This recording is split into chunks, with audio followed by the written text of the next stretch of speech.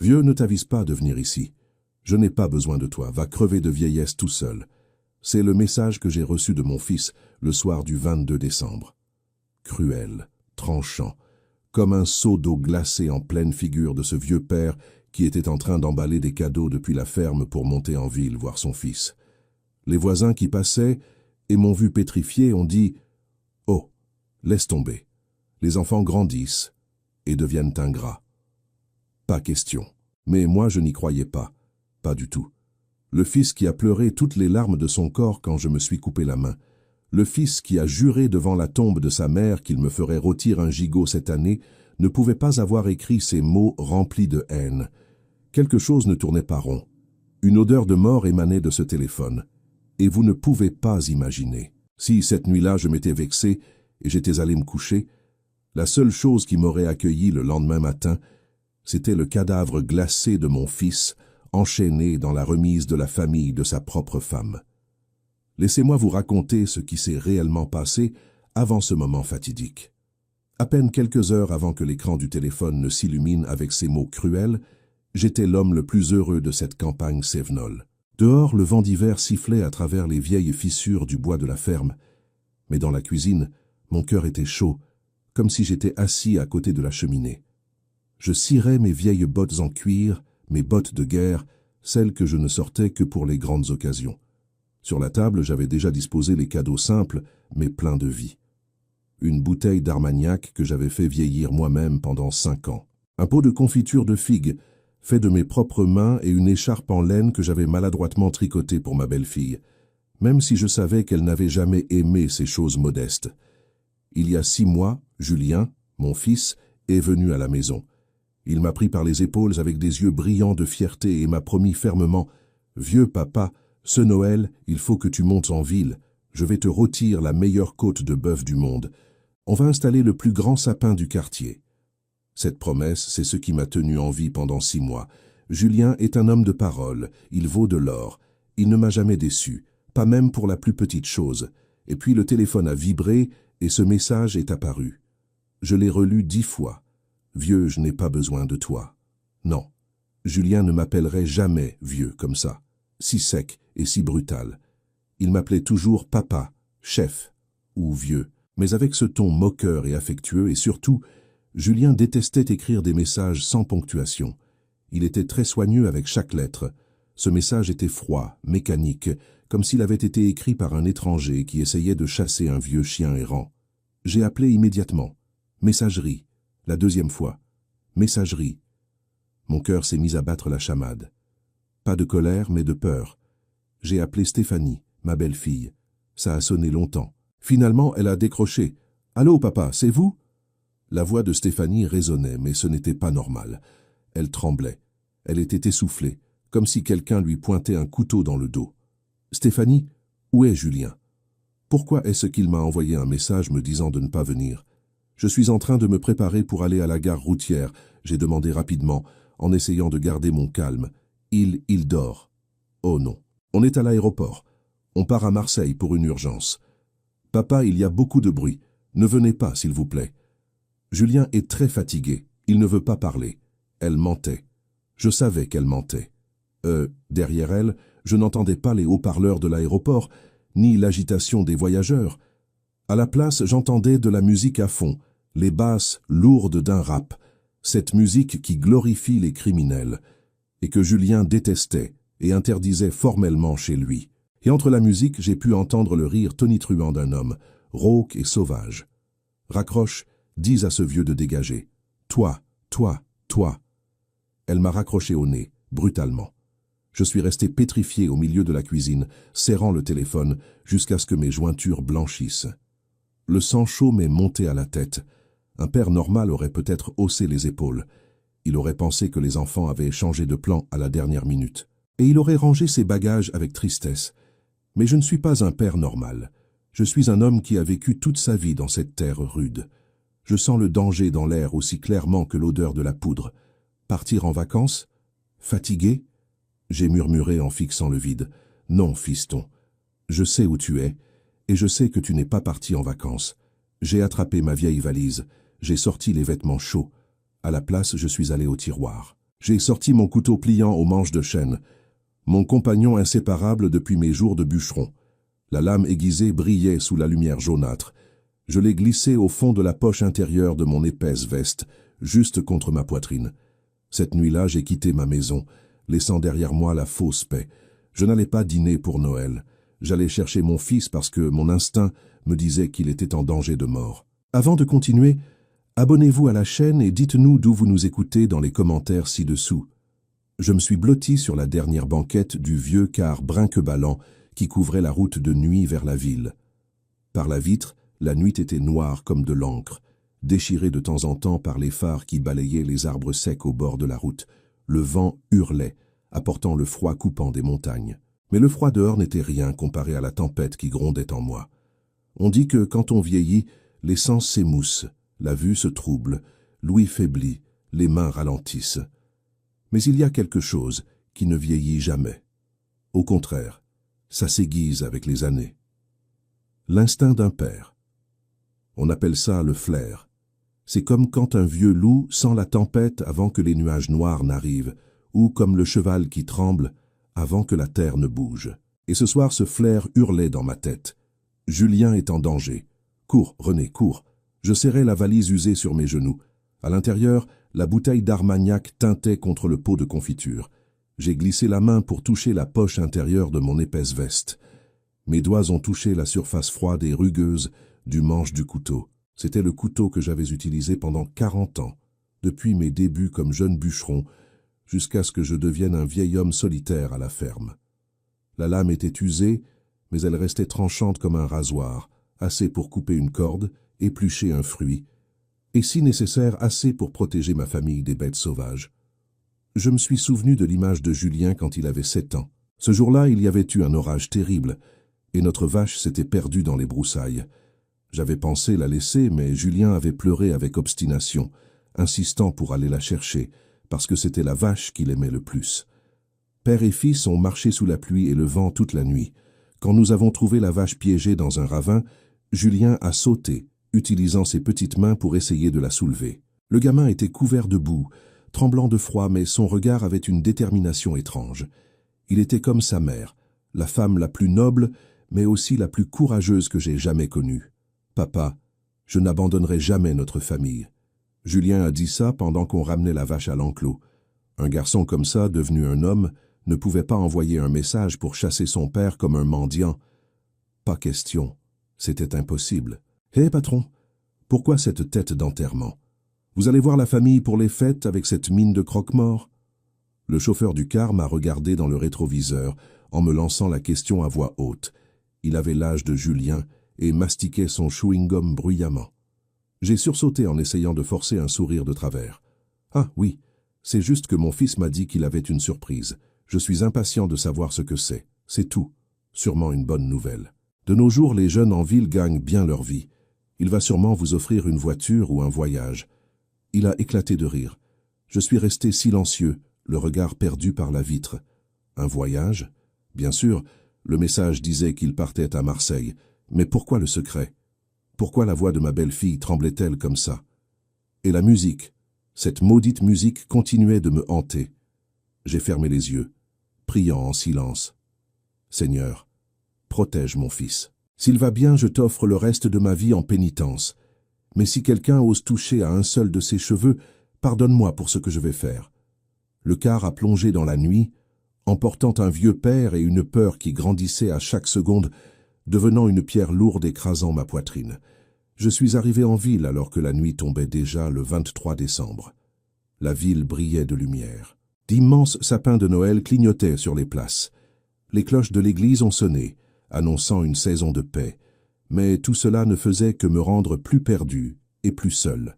J'ai pris un vieux taxi pour aller dans la banlieue où Julien avait acheté une très belle maison à 2 étages il y a 3 ans. C'était la plus grande fierté de sa vie.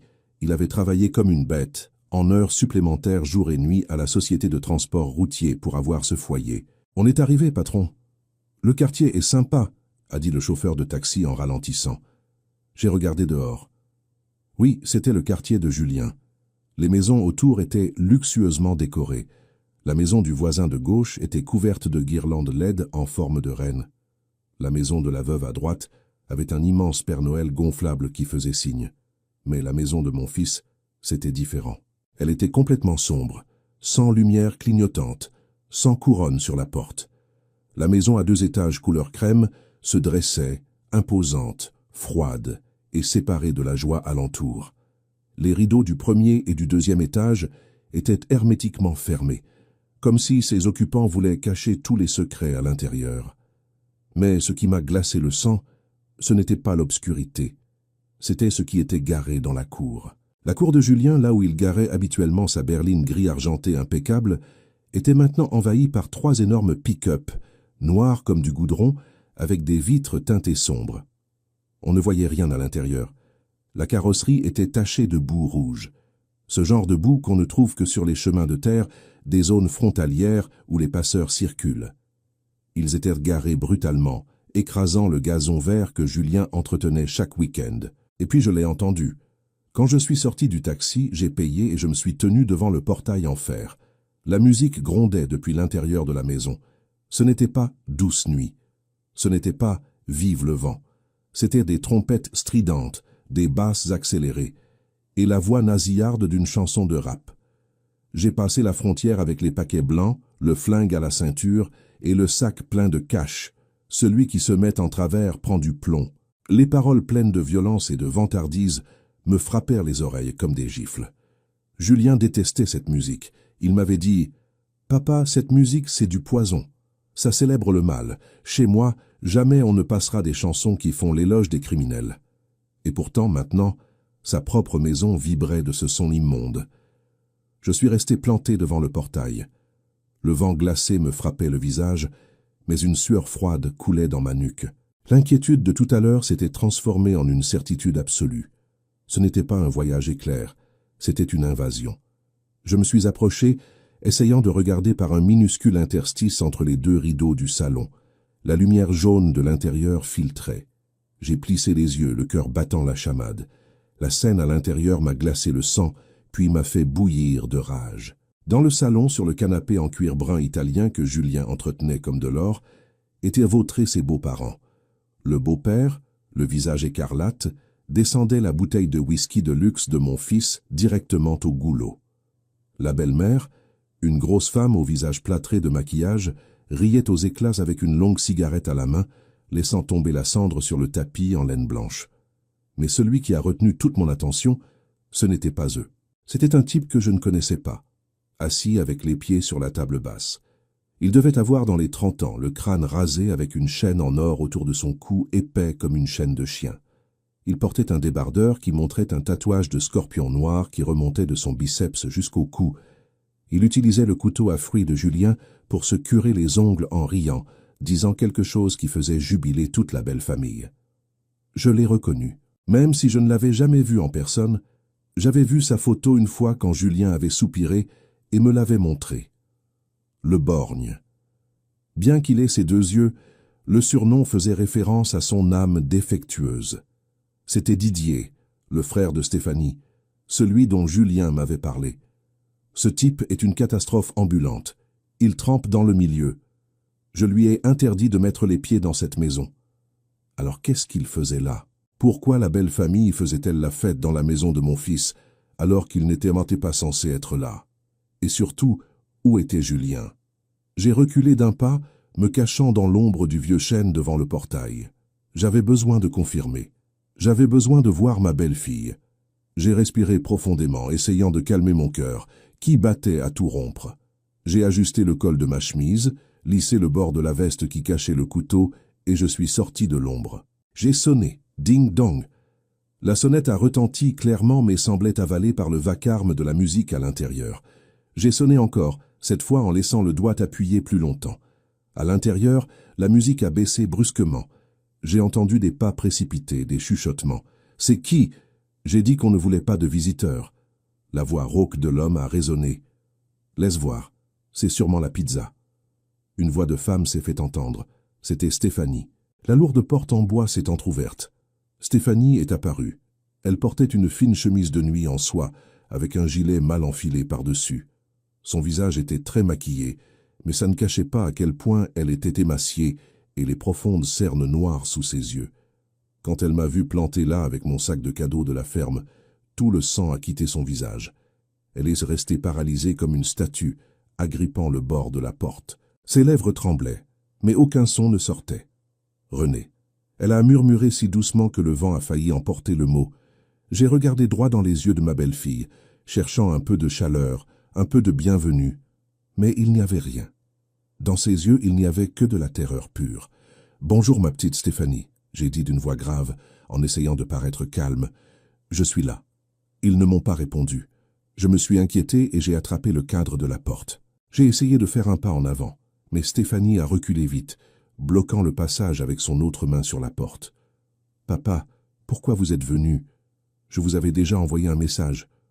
On en est à l'aéroport. Oh non, on a annulé le vol, mais Julien dort, il est très fatigué. » Les mensonges maladroits et confus sortèrent de sa bouche. Quelque chose à propos de l'aéroport, quelque chose à propos du sommeil. Elle n'osait même pas me regarder dans les yeux. Stéphanie. Je l'ai coupée sèchement d'un regard glacial. « Tu dis que Julien dort. Alors c'est quoi cette musique? Et c'est à qui ces pick-up dehors? Pourquoi tes parents et ton frère sont dans la maison si ton mari est malade ?» Stéphanie a sursauté. Elle a regardé en arrière avec effroi. À cet instant précis, le borgne est sorti dans le couloir.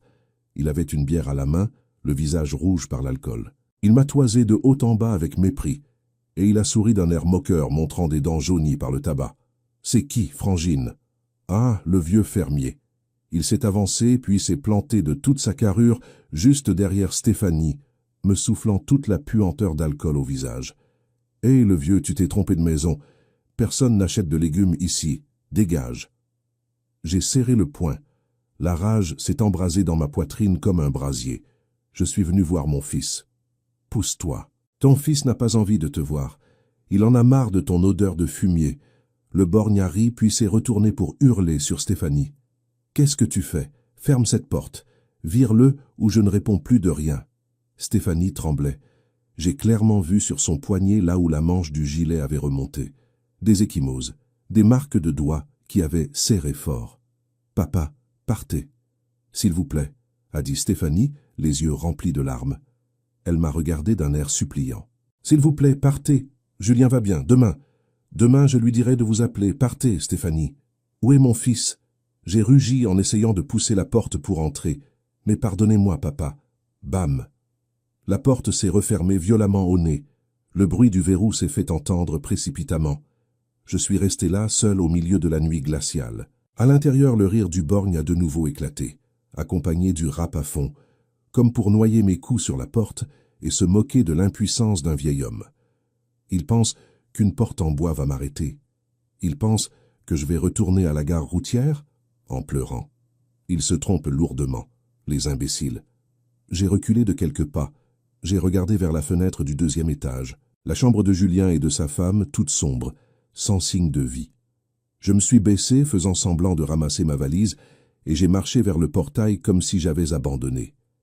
J'ai marché jusqu'à me perdre derrière les chênes, attendant d'être sûr que personne ne regardait par la fenêtre. Puis j'ai balancé la lourde valise dans les buissons. J'ai gardé seulement le couteau dans ma poche. J'ai remonté ma capuche pour me couvrir la tête, et en longeant l'ombre du mur de pierre, j'ai contourné l'arrière de la maison. S'il ne m'ouvre pas par la manière douce, j'entrerai par la manière forte, et je ne sonnerai plus. Le jardin arrière de la maison de Julien était autrefois l'endroit le plus paisible du monde. Je me souviens que chaque fois que je venais, on taillait les rosiers ensemble. On entretenait le gazon vert. Julien adorait ce jardin. Il disait que c'était le seul endroit où il sentait qu'il pouvait respirer dans cette ville bruyante. Mais ce soir, ce jardin ressemblait à un champ de bataille désolé. J'ai enjambé la petite clôture en bois dans le coin. Mes genoux me faisaient souffrir à cause de l'arthrose de la vieillesse, mais j'ai tenu bon sans faire de bruit. La lune décroissante éclairait faiblement la Seine devant moi, et mon âme s'est brisée. Les précieux rosiers de Julien avaient été piétinés sans pitié. Le gazon vert était maintenant sillonné de profondes traces de pneus, la terre labourée, tout transformé en un bourbier. De toute évidence, ces pick-up étaient entrés jusqu'ici, pas pour admirer le paysage, mais pour charger quelque chose de très lourd. J'ai retenu mon souffle, avançant doucement comme un vieux chat entre les buissons. Le vent nocturne ici soufflait plus fort, apportant une odeur d'humidité, une forte odeur d'essence et une odeur de pourriture.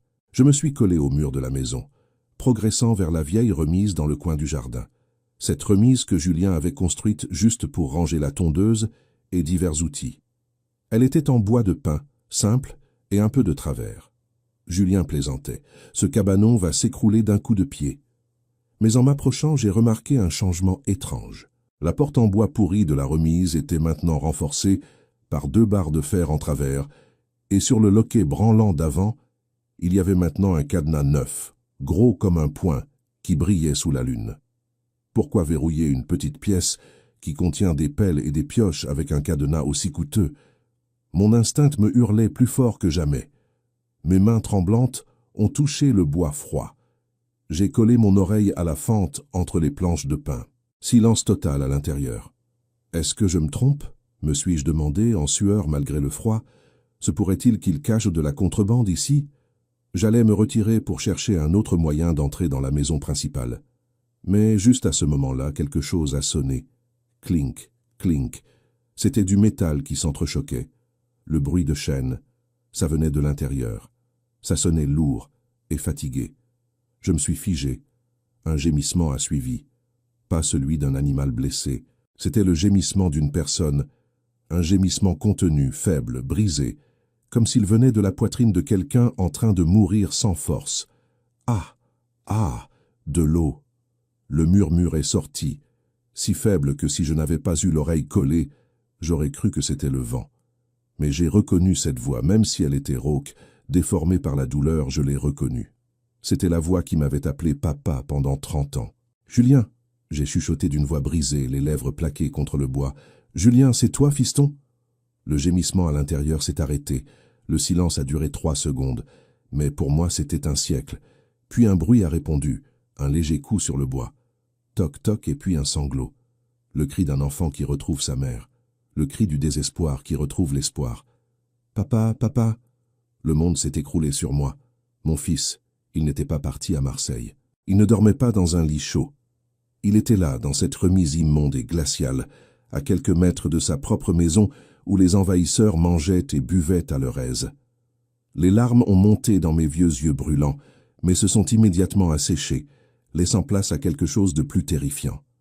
La fureur. J'ai reculé, regardant l'énorme cadenas qui emprisonnait mon fils. J'ai touché ma poche, agrippant le manche de chêne. Ce soir, il n'y aura pas de douce nuit. Ce soir, le diable va devoir affronter un père. Je me suis tenu devant la porte de la remise, tremblant, pas à cause du froid qui me glaçait les os, mais à cause du bruit brisé qui venait de l'intérieur. La voix de mon fils, le cri à l'aide d'un animal piégé. Il fallait que j'entre maintenant. Mais ce cadenas brillant me regardait d'un air moqueur comme un œil du diable. J'ai touché le couteau dans ma poche. Non. Celui-ci, c'est pour couper des cordes ou pour l'autodéfense. Il ne peut pas ouvrir un cadenas en acier renforcé. J'ai regardé autour de moi dans la pénombre du clair de lune. Dans ce coin du jardin, Julien laissait toujours traîner du bazar. Et voilà. Sous l'épaisse bougainvillée, j'ai aperçu une barre de fer rouillée, peut-être un morceau d'un vieux séchoir à linge cassé. Elle faisait un demi-mètre avec un bout plat. Je l'ai saisie, sentant le froid du métal dans ma main calleuse. Je suis retourné à la porte. Je n'ai pas essayé de casser le cadenas. Il était trop dur. À la place, j'ai visé le loquet.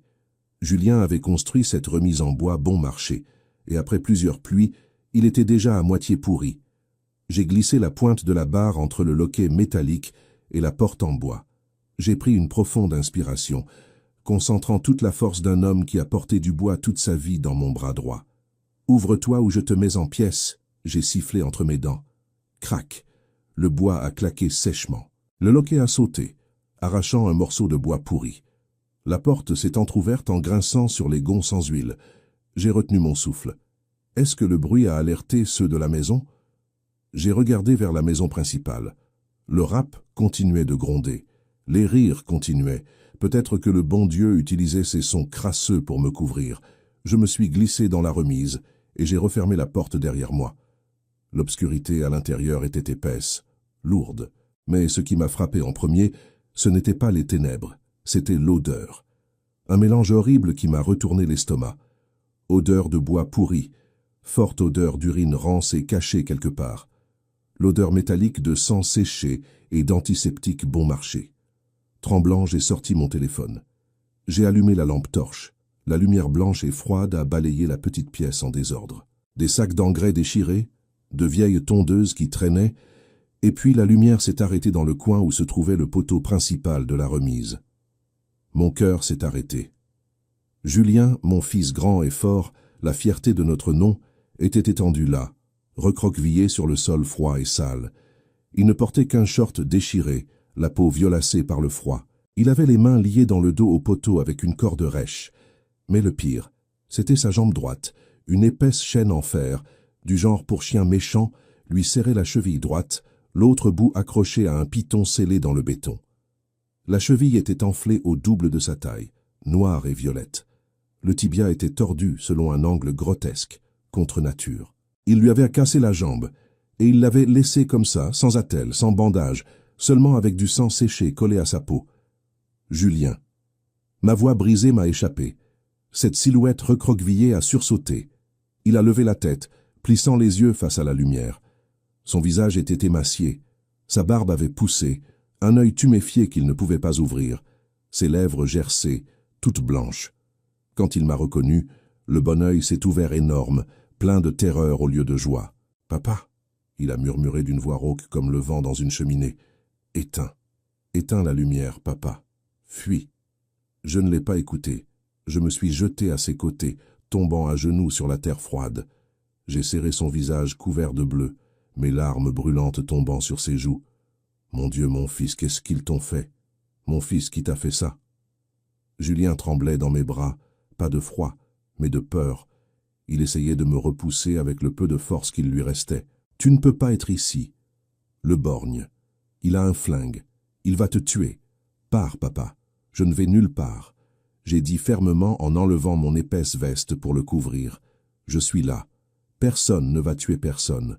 Je vais te sortir de cet enfer. » J'ai touché sa jambe cassée.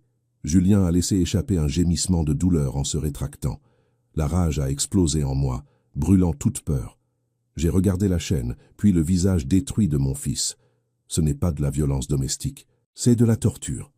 C'est l'œuvre de démons, et ce soir ce démon va payer. « Papa, pardonne-moi » a pleuré Julien, les larmes se mélangeant à la saleté sur son visage. Il a posé sa tête sur mon épaule, faible comme un petit enfant. « Je t'avais promis de te rôtir de la viande, et regarde-moi couché là comme un chien. Ne parle plus, fiston. » J'ai caressé sa tête, sentant les bosses sur son crâne. « Dis-moi pourquoi. Pourquoi ta belle famille t'a fait ça? Où est Stéphanie? Elle est au courant. » À la mention de Stéphanie, Julien s'est raidi. Une douleur différente, plus profonde que la douleur physique, est apparue dans ses yeux. « Stéphanie, » il a murmuré amèrement. « Elle sait. Elle est restée à regarder, papa. Elle a vu comment il me frappait. J'ai été glacé. Stéphanie, la belle-fille qui m'appelait toujours papa, beau-père, la fille que je croyais bonne. » Julien respirait avec difficulté et s'est mis à compter chaque mot comme un coup de poignard dans mon cœur. La semaine dernière, je suis descendu au garage pour vérifier les camions. Tu sais, ma société de transport. Dernièrement, il y avait des trajets de nuit. Ça me semblait bizarre de voir le borgne qui rôdait. Ah, il ne travaille pas pour moi. Julien a avalé sa salive. Sa gorge était sèche. Vite, j'ai ouvert ma gourde et je lui ai donné à boire. Petit à petit, je suis entré dans l'entrepôt du fond sans qu'il me voie. J'ai vu mon beau-père, Fernand, et le borgne, en train de démonter les pneus de secours des camions à l'intérieur. À l'intérieur, c'était rempli de paquets blancs. Papa, de la cristal. Des kilos et des kilos, Sainte Vierge, j'ai murmuré en me signant. J'ai hurlé après eux. Je leur ai dit que j'allais appeler la police. J'allais sortir mon téléphone. La voix de Julien s'est brisée. Mais je ne m'attendais pas à ce que Fernand, mon beau-père, me frappe avec une clé à molette par derrière. Je me suis évanoui. J'ai serré les dents, fermant le poing. Le beau-père qui frappe le gendre pour protéger la drogue. Ce monde est devenu fou. Quand je me suis réveillé, j'étais déjà ici, ligoté. Le borgne était en face avec une batte de baseball. Julien a regardé sa jambe en frissonnant. Il riait. Il m'a dit « Tu aimes appeler les flics? Je vais t'apprendre à marcher prudemment. » Et puis il m'a fracassé la jambe. Papa, ça fait tellement mal. Je me suis évanoui et réveillé encore à cause de la douleur. Sales fils de... J'ai juré en pleurant de rage. Ils m'ont pris mon portable. Ils m'ont forcé à le déverrouiller. C'est le borgne qui t'a envoyé le message. Il a dit que si je ne lui donnais pas le code, il tuerait Stéphanie. Il a menacé de te tuer. Julien m'a regardé avec ses yeux tuméfiés. J'ai eu très peur, papa. Peur qu'il te fasse quelque chose. C'est pour ça que je leur ai donné le code. Et Stéphanie, qu'est-ce qu'elle a fait? Il a pleuré. Elle a supplié son père, mais il l'a giflé.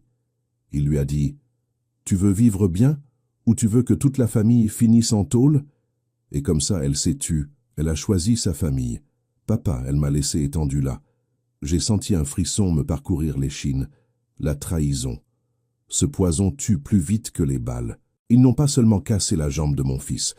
Ils ont brisé sa confiance et son cœur. Qu'est-ce qu'ils attendent de toi? Pourquoi ils ne te tuent pas tout simplement? J'ai demandé, même si je redoutais la réponse. Julien m'a regardé avec une lueur sombre. S'ils me tuent, la police enquête. L'entreprise est à mon nom. Ils ont besoin de l'entreprise pour blanchir l'argent, pour faire circuler la marchandise. Ils ont besoin de moi vivant, mais vivant comme un zombie.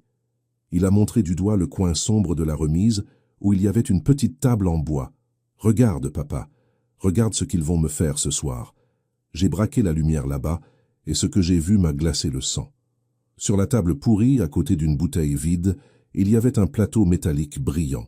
À l'intérieur, un petit sachet de poudre blanche, une cuillère en métal brûlée en dessous, un briquet et une seringue médicale neuve dans son emballage, un kit pour se shooter. J'ai fixé ces choses, la tête qui tournait. Je suis un gars de la campagne. Je ne connais pas grand-chose à ces trucs du diable, mais je comprends à quoi ça sert. Ils pensent, j'ai bégayé. Ils vont me piquer, papa, a dit Julien désespérément. Le borgne a dit que comme c'est le réveillon de Noël, il va me faire un petit cadeau. Il veut me rendre accro. Il veut me transformer en un animal qui mendie sa dose à ses pieds. Les larmes de Julien ont coulé à nouveau. Papa, si je deviens un drogué, ma parole devant la loi ne vaut plus rien. La police me verra comme un junkie paranoïaque qui accuse sa belle famille respectable. Ils vont me contrôler avec la drogue. Je vais tout perdre. L'entreprise, mon honneur, ma vie.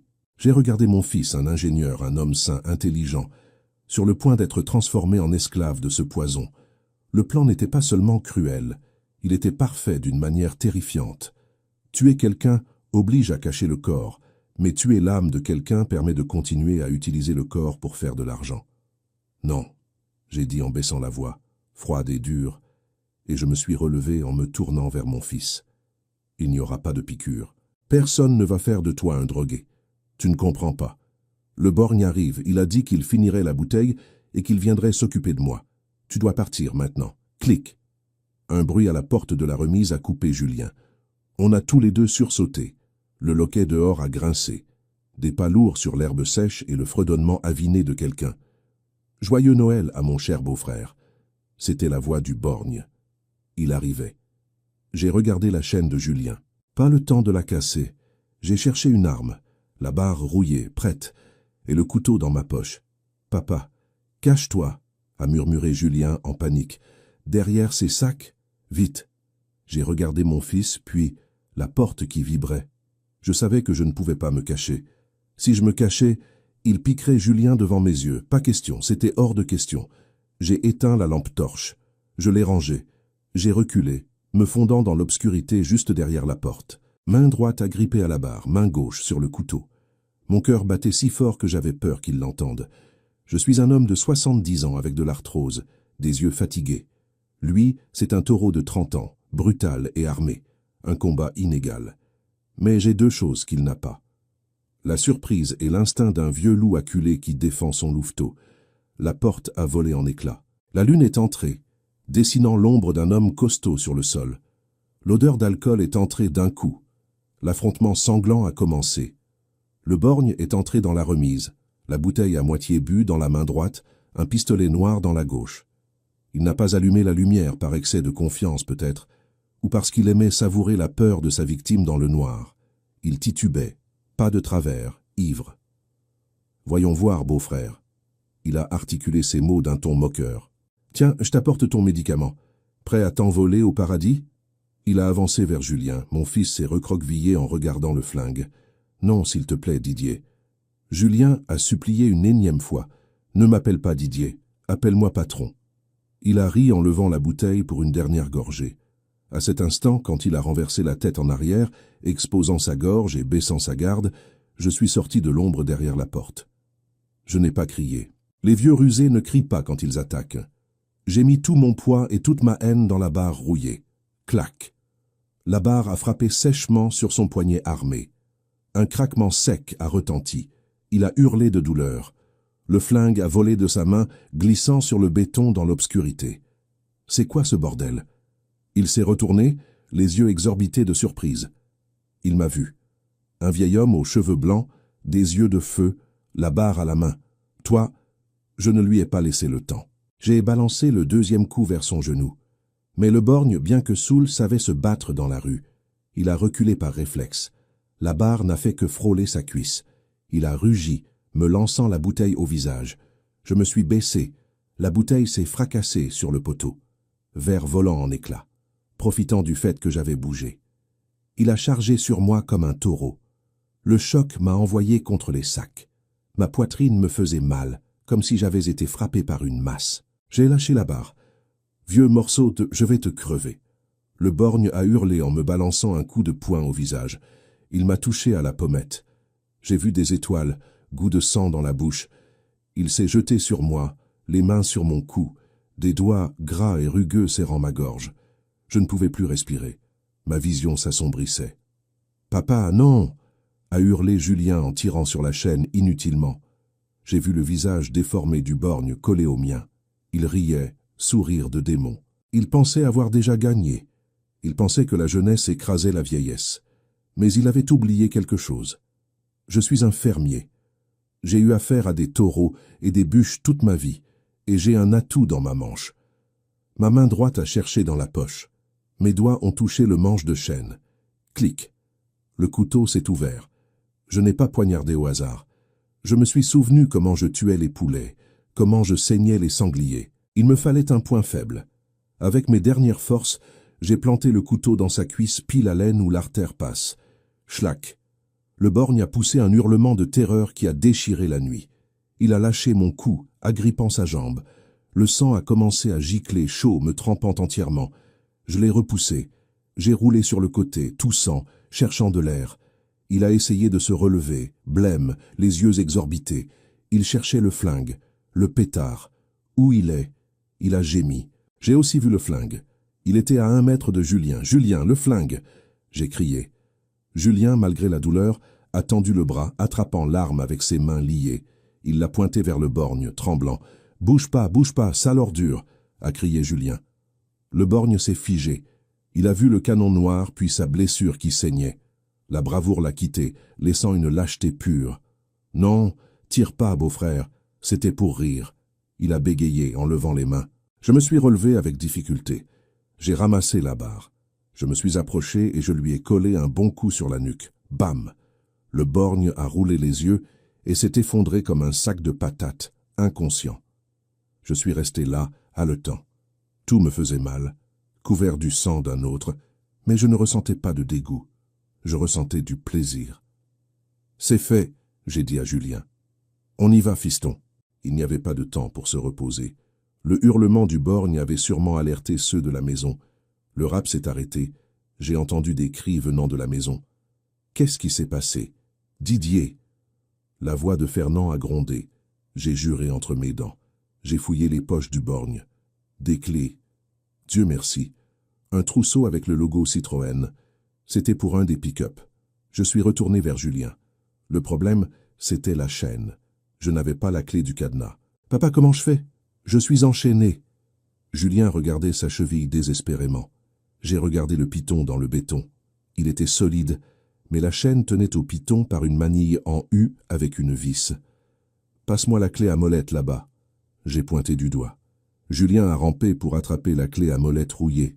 J'ai tourné l'écrou. Il était dur à cause de la rouille. « Vite, papa. Ils arrivent. » J'ai pressé Julien en regardant la porte. J'ai serré les dents en utilisant toutes mes forces. Je me suis arraché la peau de la main, ça saignait. Grrr. L'écrou a tourné un peu. J'ai continué. Finalement, il a lâché. J'ai retiré la manille. La chaîne s'est détachée du sol, mais est restée accrochée à la cheville de Julien. « Tant pis, on part comme ça, allez !» J'ai aidé Julien à se lever. Il a gémi quand la jambe cassée a touché le sol. « Appuie-toi sur moi. Hop, tiens bon !» j'ai ordonné. On est sorti de la remise en titubant comme des ivrognes. En débouchant dans la cour, une lumière puissante depuis la véranda arrière nous a aveuglés. « Pas un pas de plus !» a crié Fernand. Il était à la porte de derrière avec un fusil à 2 coups. À côté de lui, la belle-mère et Stéphanie qui se couvraient la bouche. « Tue-le, le vieux. Il a tué mon frère !» a piaillé la belle-mère. « Papa, non !» a crié Stéphanie faiblement. Pan. Le coup a frappé la terre à mes pieds, éclaboussant de la boue. Le vieux tirait pour tuer. Il était prêt à abattre son gendre pour le faire taire. « Cours !» j'ai crié en tirant Julien vers la clôture latérale, raccourcie vers le devant. On a roulé à travers les buissons, les vêtements déchirés. Un autre coup de feu cassant des branches au-dessus de nous. On a atteint le devant. Les 3 pick-up étaient toujours là. J'ai appuyé sur le bouton de la clé. Celui du milieu a clignoté. « Monte, vite !» J'ai poussé Julien sur le siège passager, balançant sa jambe cassée sans délicatesse parce qu'il n'y avait pas le temps. J'ai sauté au volant, claquant la portière violemment. Fernand avait déjà contourné la maison, visant le pare-brise. « Sortez de là, je vais vous faire sauter la cervelle !» Il a hurlé rouge comme un coq de combat. Je l'ai regardé dans les yeux à travers la vitre. J'ai mis la clé, tourné. Le moteur V8 a rugi comme une bête. « On va voir si ton fusil est plus rapide que mon pick-up », j'ai murmuré. J'ai mis en prise. J'ai écrasé l'accélérateur. Le pick-up a bondi droit vers lui. Le vieux a sauté de peur sur le côté, se retrouvant à terre. Le fusil a volé. Le pick-up a défoncé le portail en fer. Bruit de métal fracassé. Crash. Énorme. Le portail a volé dans la rue. J'ai braqué à gauche, les pneus crissant sur l'asphalte froid. On s'est lancé dans l'obscurité, laissant derrière nous la maison de l'enfer, les cris et la trahison. J'ai regardé Julien. Il haletait, blême, en sueur froide, tenant sa jambe cassée avec la chaîne qui pendait. « On a réussi, papa ?» Personne ne nous suivait. Peut-être qu'ils étaient occupés avec le borgne qui se vidait de son sang. « Pas encore, fiston », j'ai dit, les yeux collés à la route sombre. La guerre ne fait que commencer. Mais ce soir, on a gagné. J'ai serré la main glacée de mon fils, la main calleuse du père et la main tremblante du fils. Le Citroën Berlingo noir que j'avais volé fonçait comme une bête possédée sur la départementale déserte. Le moteur grondait, dévorant chaque mètre d'asphalte froid sous les phares qui tranchaient la nuit. Je n'osais pas ralentir, ne serait-ce qu'un peu. Dans le rétroviseur, l'obscurité semblait vouloir bondir pour nous avaler tous les deux. Je m'attendais à voir des feux de poursuite, des sirènes, ou à entendre des coups de feu. Mais derrière, il n'y avait qu'un silence de tombe. Sur le siège passager, Julien s'éteignait. Sa jambe cassée était surélevée sur le tableau de bord, la chaîne en fer toujours serrée autour de la cheville enflée et violette qui vibrait à chaque cahot du véhicule. Le sang des plaies ouvertes commençait déjà à sécher, collant au revêtement en cuir coûteux. « Mon fils, Julien, ne dors pas. Parle-moi » j'ai crié, accroché au volant de la main droite et tapotant sa joue de la gauche.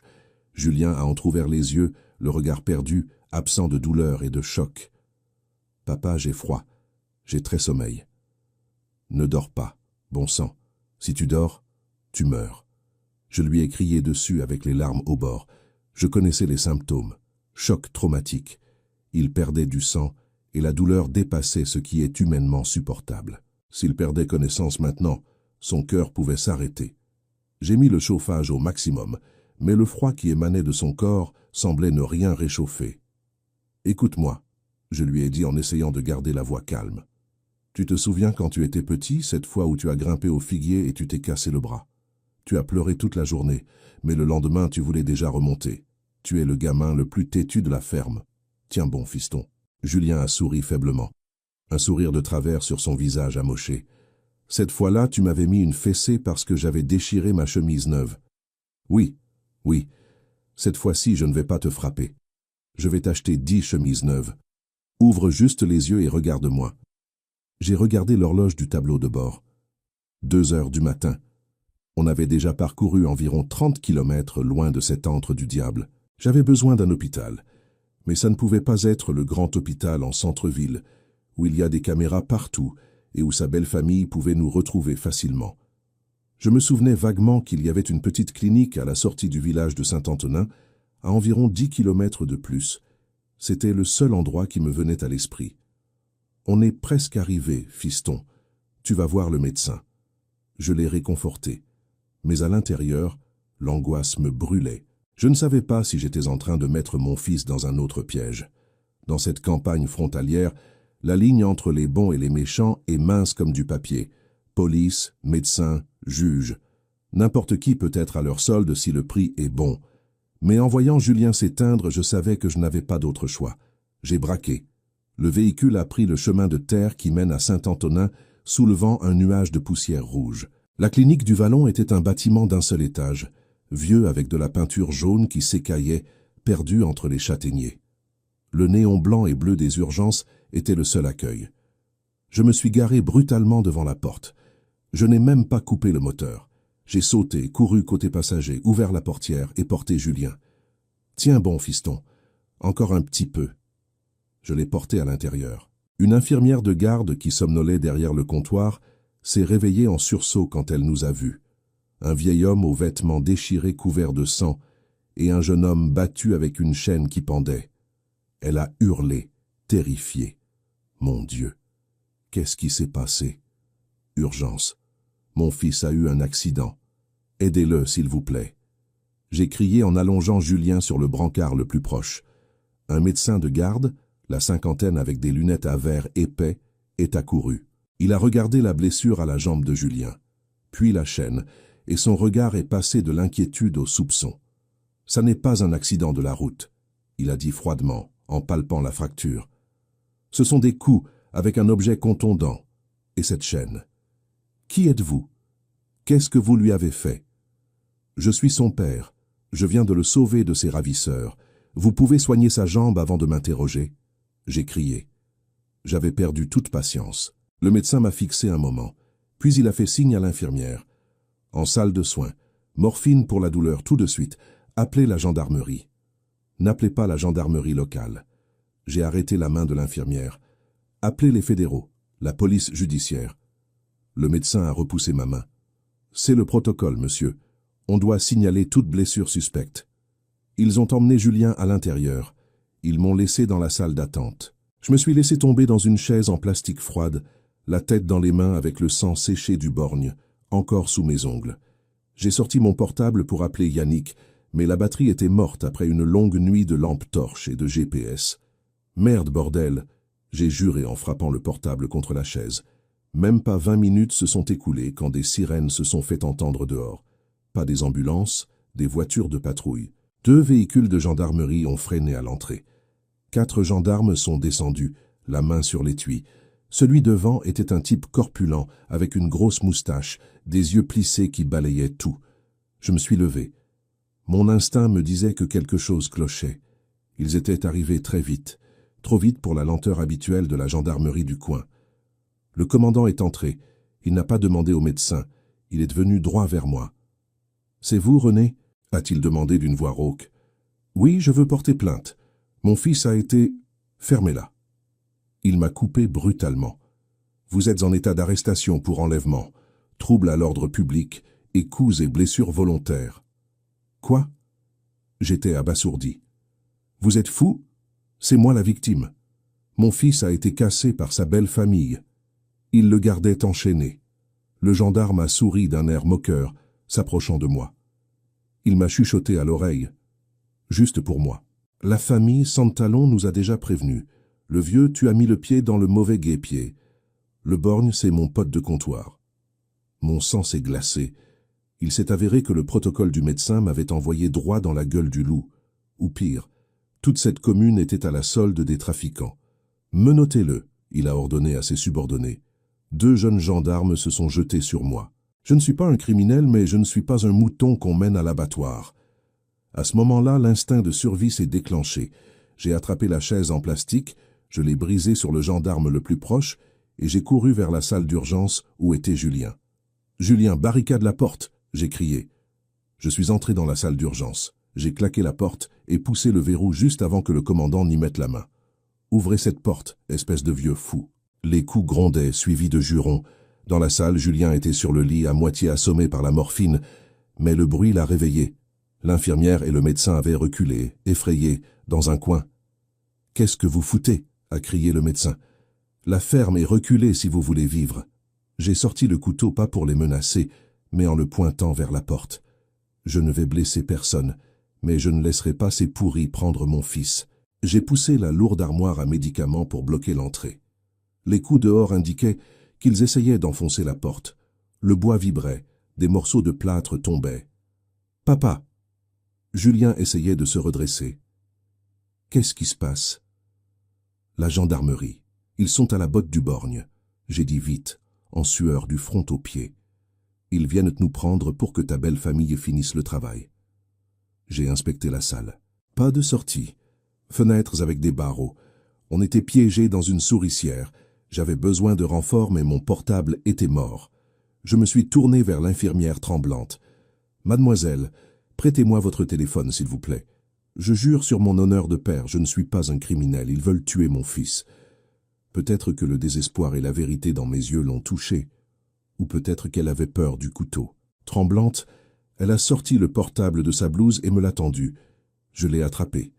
Mes doigts tremblants ont composé le numéro que je connaissais par cœur, mais que je n'aurais jamais pensé utiliser ainsi. Le numéro de Yannick.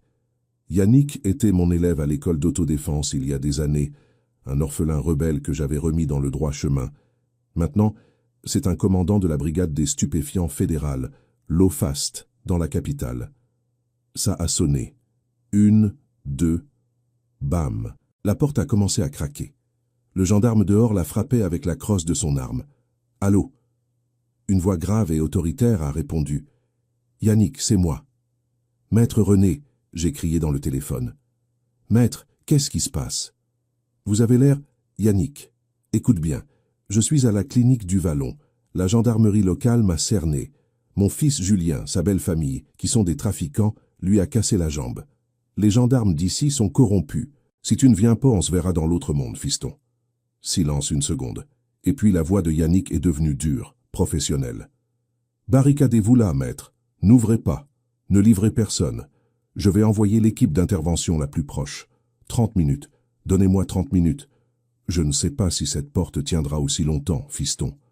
Utilisez tout ce que vous avez. Ne mourrez pas, maître. J'arrive. Il a raccroché. J'ai rendu le téléphone à l'infirmière. 30 minutes. Pour quelqu'un qui attend la mort, 30 minutes, c'est comme 30 ans. Les coups se sont arrêtés un moment. Sûrement qu'il cherchait quelque chose de plus costaud pour enfoncer la porte ou qu'il planifiait comment entrer. Je suis retourné au lit. Julien était un peu plus éveillé grâce aux médicaments. Il m'a regardé, non plus avec la peur de la remise, mais maintenant avec de la détermination. « Papa, il m'a fait signe. Ils ne vont pas nous laisser tranquilles. S'ils entrent, notre parole ne vaut rien contre leur pouvoir. Je sais que Yannick est en route, mais on a besoin de preuves pour mettre ces ordures en prison. » Julien. Julien a montré son pied gauche, le valide, celui qui avait encore la basket sale. « Enlève ma chaussure, la gauche. » J'ai froncé les sourcils, mais j'ai obéi. J'ai défait les lacets, sorti la basket pleine de boue. « Soulève la semelle intérieure, » il m'a dit. J'ai mis mes doigts dedans. J'ai soulevé la semelle. Et là, dans un petit creux creusé dans le talon, il y avait quelque chose de noir et minuscule. Une carte mémoire micro SD. Je l'ai attrapée, la regardant sous la lumière du néon. Un morceau de plastique qui pouvait signifier la vie ou la mort. « C'est quoi ça, fiston ?»« La caméra corporelle, » a dit Julien en haletant. Ce jour-là, quand je les ai découverts dans l'entrepôt, j'ai réussi à sortir la carte de la caméra que j'avais sur mon gilet. Je l'ai cachée dans ma chaussure juste avant que mon beau-père ne m'assomme. J'ai regardé mon fils avec respect, au bord de la mort, et il avait gardé la tête froide. Qu'est-ce qu'il y a là-dedans? Tout, papa. Le borgne et son père en train d'emballer la drogue, de parler de blanchir l'argent avec mon entreprise, et quand Fernand m'attaque avec la clé à molette. Julien m'a serré la main. C'est notre arme. Sans ça, on est des victimes. Avec ça, on est les chasseurs. J'ai serré la carte dans ma main. Elle était là. C'était elle qui allait nous sauver et envoyer ses démons en enfer. « Docteur », je me suis tourné vers le médecin recroquevillé. « Vous avez un ordinateur, un portable, une tablette, n'importe quoi pour lire ça ?» Le médecin a secoué la tête. « Non, ici il n'y a que des moniteurs cardiaques. » Dehors, le mégaphone a retenti, brisant la tension. « René, ici la gendarmerie. Vous avez 3 minutes pour ouvrir et vous rendre. Sinon, on entre avec les gaz et les armes. Vous résistez à l'autorité. » Ils perdèrent patience. Ils savaient que si ça traînait, leur petit spectacle s'écroulerait. Ils voulaient régler ça vite. Nous tuer ou nous enfermer avant l'aube. J'ai regardé la carte, puis la porte qui vibrait. Sur les 30 minutes de Yannick, seulement 10 s'étaient écoulées. J'avais besoin d'une autre arme. Une arme dont ils auraient plus peur que des balles. « Mademoiselle », j'ai regardé la jeune infirmière. « Votre portable capte les réseaux sociaux, Facebook, Twitter ?» Elle a hoché la tête rapidement. « Oui, la 4G est lente, mais ça marche. »« Ouvrez-les. Filmez-moi. Passez en direct maintenant. » Elle a hésité. Elle a regardé la porte, puis moi. Peut-être que son éthique ou sa pitié en nous voyant ainsi l'ont emportée sur la peur. Elle a allumé la caméra et l'a pointée vers moi. « C'est en direct », elle a dit en tremblant. J'ai pris une profonde inspiration. J'ai lissé mes cheveux blancs. J'ai essuyé le sang de mon visage. Je ne voulais pas avoir l'air d'un fou, je voulais avoir l'air d'un père. J'ai regardé droit dans l'objectif, les yeux étincelants. « Bonjour à tous, je m'appelle René. Je suis un père et derrière moi se trouve mon fils Julien. » Je me suis décalé pour que la caméra puisse voir Julien sur le lit avec sa jambe détruite et violacée et la marque de la chaîne sur sa cheville. Cette image était plus cruelle et plus vraie que n'importe quel discours. « Regardez ça !» j'ai crié d'une voix brisée. « Regardez ce que sa belle famille lui a fait. Ils lui ont cassé la jambe.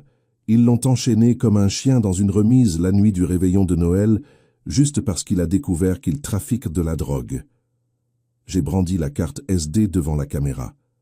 Et voici la preuve. Voici les crimes des sans-talons et du borgne. Mais vous savez ce que fait la gendarmerie dehors? Le commandant de Saint-Antonin menace de nous tuer au lieu d'arrêter les trafiquants. Dehors, les coups sont devenus violents. Enfoncez la porte vite, qu'est-ce qu'il fout, bordel? Du verre brisé. Une grenade lacrymogène est entrée par la petite fenêtre, roulant au sol, libérant une fumée blanche et piquante. Tous, j'ai toussé. Mes yeux brûlaient, mais je n'ai pas lâché le téléphone. Partagez cette vidéo, s'il vous plaît. Si on meurt aujourd'hui, c'est la gendarmerie de Saint-Antonin et le réseau Sans Talons. Ne laissez pas ça impuni. Je suis René. Je veux juste sauver mon fils. La fumée remplissait la salle. Julien toussait violemment, la main sur la bouche. Coupe. Publie maintenant, j'ai crié à l'infirmière. Elle a appuyé sur terminer et publié dès qu'elle a touché l'écran. Bam. La porte des urgences est tombée. L'armoire a volé. 4 gendarmes avec des masques à gaz, des matraques et des tasers sont entrés à travers la fumée. Je me suis planté devant Julien avec la barre rouillée à la main. N'osez pas toucher à mon fils. J'ai rugi comme un vieux lion acculé. Un coup de matraque m'a atteint à l'épaule et je suis tombé. Une décharge électrique m'a fait convulser. Mais en tombant sur le sol glacé, la vision brouillée par les gaz, j'ai vu l'écran du portable de l'infirmière s'allumer. Un petit message disait « Publication réussie ». Et j'ai souri. Le monde savait déjà, il ne pouvait plus gagner cette guerre dans le noir. J'étais étendu sur le sol gelé, voyant flou à cause des gaz et de la douleur du taser. Le commandant de Saint-Antonin était debout au-dessus de moi, son ombre immense tombant comme une pierre tombale. Il a levé la matraque, le visage rouge derrière le masque, prêt à asséner le coup final à ce vieux père. « Je t'avais prévenu, le vieux, ici, c'est moi la loi », il a grondé. J'ai fermé les yeux, essayant d'atteindre le lit de Julien. « Pardonne-moi, fiston. J'ai fait ce que j'ai pu. » Boum! Une explosion forte, mais pas d'une balle ni d'une matraque. C'était la porte principale de la clinique qui volait en éclats. Puis des pas militaires, du métal qui claque et des voix dures qui tonnent comme la foudre, faisant taire le chaos de la salle. « Police judiciaire, lâchez vos armes au sol immédiatement. » Le commandant s'est figé, la matraque en l'air. Il s'est retourné et à travers la fumée blanche, j'ai vu la scène la plus glorieuse de ma vie. Un commando armé jusqu'aux dents, uniforme noir avec des lettres dorées. La police judiciaire est entrée comme un torrent. Fusils automatiques braqués sur les gendarmes corrompus, des pointeurs laser rouges dansant sur leur poitrine. En tête, un homme grand qui se tenait ferme, pistolet au poing, mais avec un calme étrange. Il a marché à travers les gaz sans broncher, le regard fixé sur le commandant.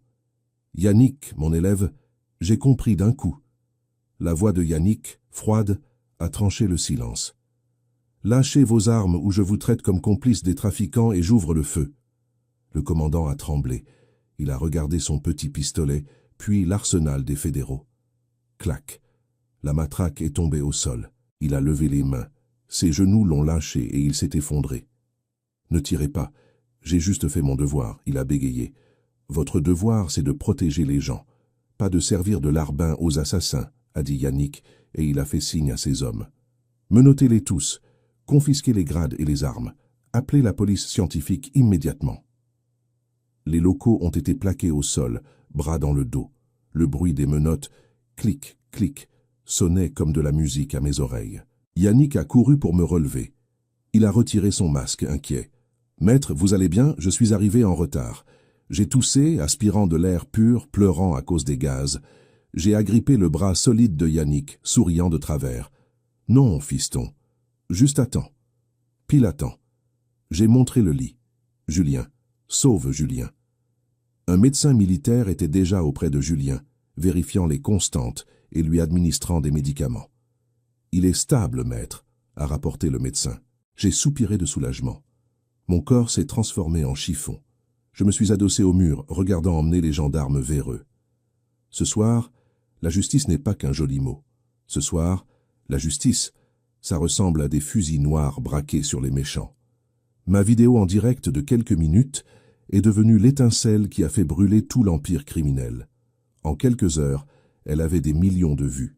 Toute la France était sous le choc. L'image du vieux père au couteau défendant son fils enchaîné à l'hôpital a touché le cœur de millions de gens assoiffés de justice. Le hashtag « Justice pour Julien et René ». Le père courageux a inondé les réseaux. Sous la pression brutale du peuple et les ordres directs de Paris, l'opération au domicile des Santalons a eu lieu à l'aube.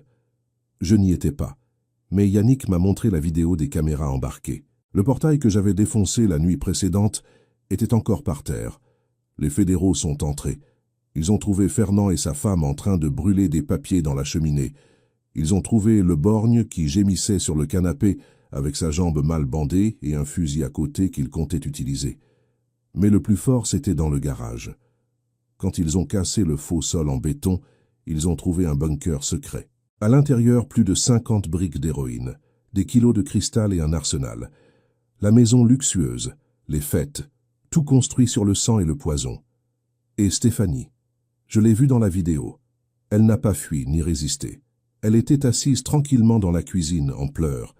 Quand ils l'ont emmenée, menottée, elle a regardé la caméra, les yeux gonflés, vides. « Papa, pardonnez-moi. » Ses lèvres ont bougé même si elle savait que je n'étais pas là. En voyant ça, je n'ai pas ressenti de plaisir.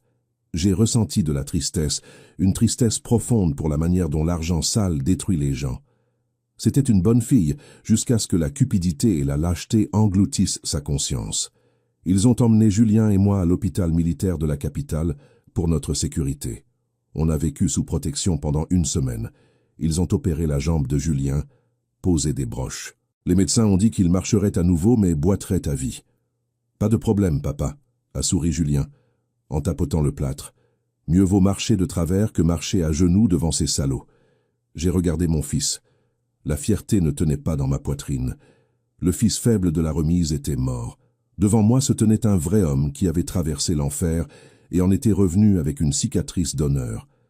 3 mois plus tard, le procès contre les Santalons. C'était le procès du siècle. La salle pleine de journalistes et de militants. Les Santalons avaient embauché les avocats les plus chers du pays. Costumes sur mesure, eau de Cologne hors de prix, essayant de transformer le procès en cirque.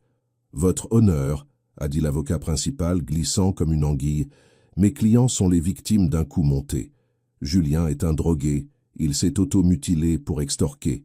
La drogue a été plantée. Il n'y a aucune preuve directe liant mes clients. » Il parlait bien de manière logique. J'ai vu Julien agripper le fauteuil roulant, rouge de colère. « Du calme, fiston. » J'ai posé ma main sur son épaule. « La vérité, c'est comme une aiguille, et aujourd'hui cette aiguille va leur percer la gorge. C'était au tour de l'accusation. Yannick est monté à la barre. Il a posé la carte SD sous scellé sur la table. Celle qui était dans la chaussure, votre honneur. C'est la preuve irréfutable, a dit Yannick. Le grand écran s'est allumé. Tout le monde a retenu son souffle. L'image nette de la caméra corporelle est apparue, angle depuis la poitrine de Julien. On voyait clairement Fernand et le borgne, en train de découper les pneus, d'y glisser les paquets blancs. L'audio était parfaitement audible. Si ça se passe bien, on change de camion. Papa, on entendait le borgne. Fais bien les choses. Si Julien découvre, ça tourne mal, a répondu Fernand. Puis Julien entre, le cri et le coup de traître par derrière. La caméra tourne et passe au noir, mais l'audio continue d'enregistrer les coups et les gémissements de Julien. Quand ça s'est terminé, silence total. Personne n'a bougé. La cruauté exposée sous la lumière de la justice a fait baisser la tête, même aux avocats les plus rusés. Fernand s'est enfoncé dans sa chaise, blême.